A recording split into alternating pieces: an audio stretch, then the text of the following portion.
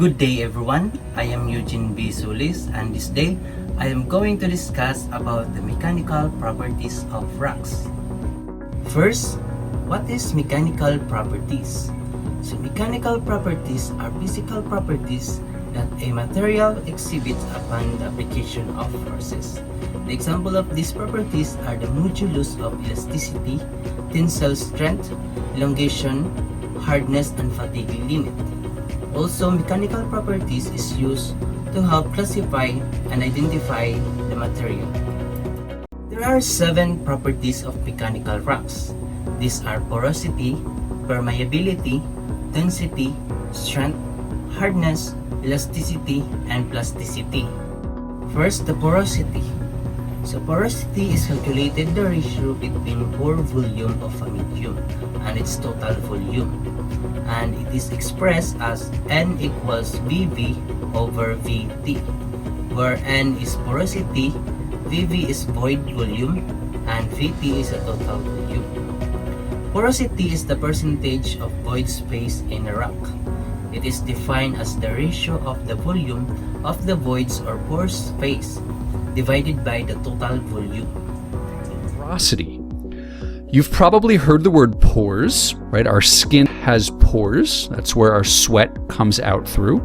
Sponges have pores. You can see the little holes. This piece of pumice has pores. Some of them are very large pores. If you were to scoop up some soil, there would be pores, little tiny openings between the individual grains. And Swiss cheese has pores, or holes in it.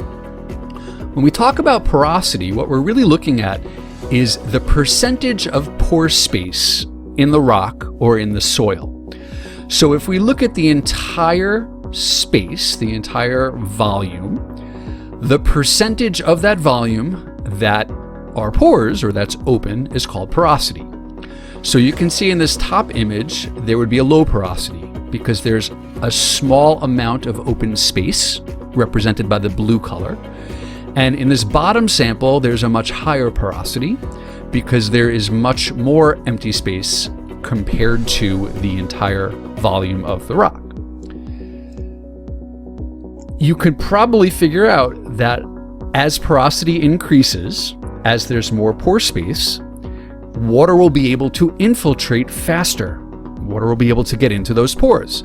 So infiltration would increase, and therefore runoff would decrease. Okay, so that's pretty much common sense. Now, there are 3 main factors that affect porosity. The first one we're going to look at is particle shape. So if we think about a section underground that's made of soil, certain soil particles might be round, and other soil might have particles that are more flat or angular. If you look at the empty pore spaces in each of these, it's pretty easy to see which one has a higher porosity. So the rounder the particle, the greater the porosity.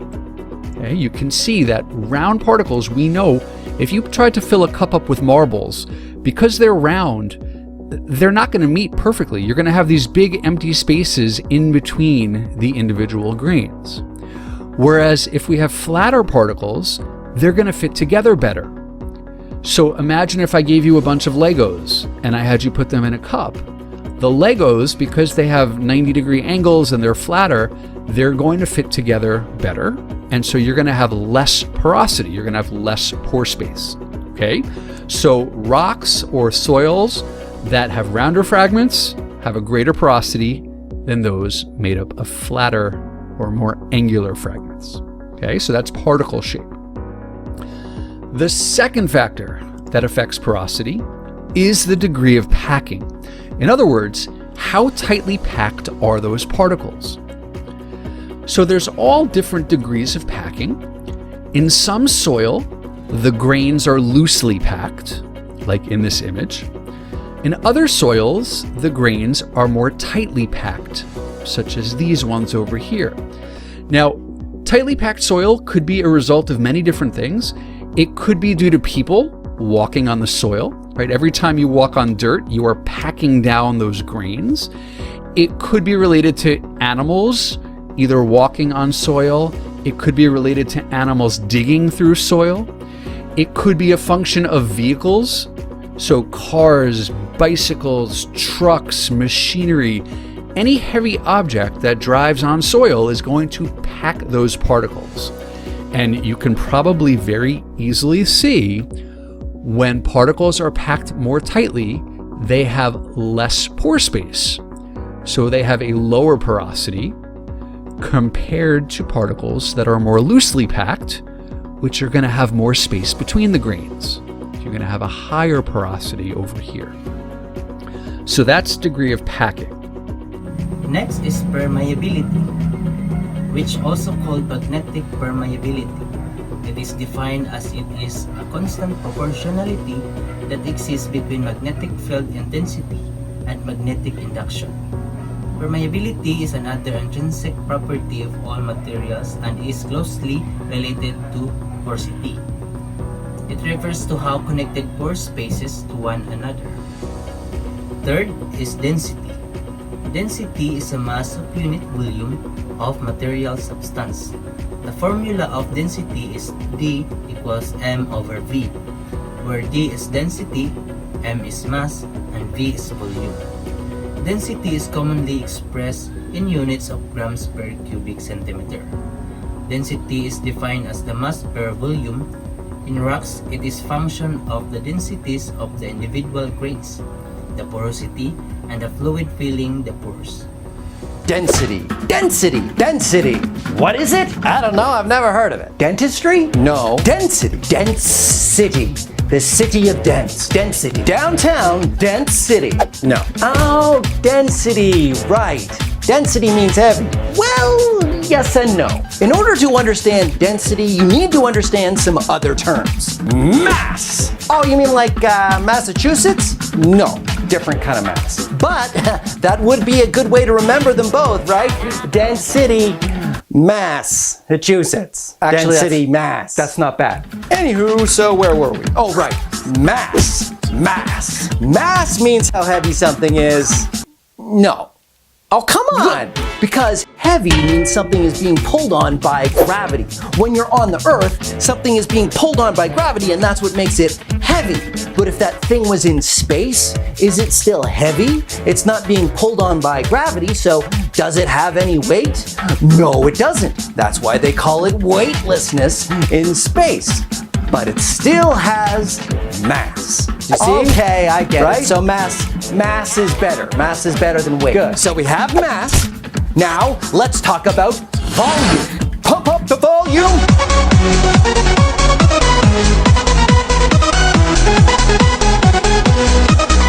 No? Different volume? Different volume. Sorry, different volume. Different volume, everyone. In this case, volume means how much space something takes up. A balloon. The mass of the latex is the same, but depending on how much air you put in it, it takes up more volume. More volume, more volume, more volume. Yee. Okay, I don't like this anymore. And you put these things together, you get density. Specifically, density is mass divided by volume. But you can think of it as how much stuff you have in a certain space. If you have more mass in the same volume, you have more density. If you have less volume but the same mass, you have more density. Let's recap with the speed round. Oil floats on water because it's less dense. It has less mass in the same amount of volume than water does. Carbon dioxide gas, seen here as dry ice vapor. See how it drops to the ground and stays on the ground? Why? Because it's more dense than the air. More dense means it goes down. Ice floats on water. Why? Because ice is less dense than water. Clouds float in the air. Why? Because the clouds are less dense than the air below it. Hot air rises. Why? Because hot air is less dense than cold air. Density is how much stuff you have in a certain space. Mass divided by volume. And here's a way you'll always remember. Say there is a city called dense. Dense city. And where is it? It's in Massachusetts, so it's Dense City, Mass. Now, half the people in Dense City want it to be louder, and the other half want it to be quieter. So, the headline of that paper for that day is Dense City, Mass divided by volume. You see? You see how? Now you'll never forget. Density. There are three types of density: the dry density, wet density, and grain density. So first, dry density. Dry density is calculated by dividing the weight of the wet soil by its water content and percent. The percent compaction for the field density test is calculated by dividing the dry density of the soil by the maximum dry density from the Proctor test. Next is wet density. Wet density is the density of the sediment is determined by its composition. In a sediment, core variations in density down a core indicate fluctuations in sediment composition, suggesting more than one sediment source is measured on fully saturated cores. Lastly, the grain density. Grain density describes the density of solid or mineral grains of the rock. Strength. Rock strength and porosity have good correlations for various rocks, and porosity can be obtained from the lab test and from density and sonic logs. Rock mass strength depends on the strength of the intact rock and the strength of rock discontinuities.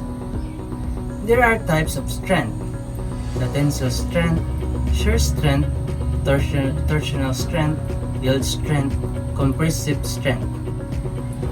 Tensile strength. This property is also sometimes referred to ultimate tensile stress or UTS. The tensile strength is defined as the maximum tensile load a body can withstand before failure divided by its cross-sectional area. Shear strength. Shear strength is the maximum shear load a body can withstand before failure occurs divided by its cross-sectional area. Torsional strength. Torsional strength is the maximum amount of torsional stress a body can withstand before it fails, divided by its cross-sectional area. Yield strength.